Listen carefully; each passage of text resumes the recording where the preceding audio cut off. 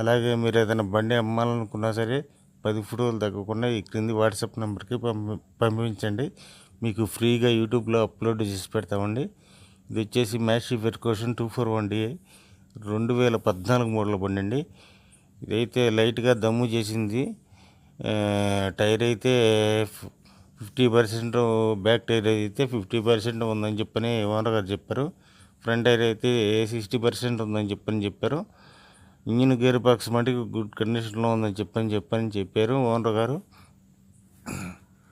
ఇది ఇంజిన్ కానీ gear box కానీ ఎలాంటి ప్రాబ్లం లేదని చెప్పారు. అయితే లైట్గా దమ్ చేసిందండి.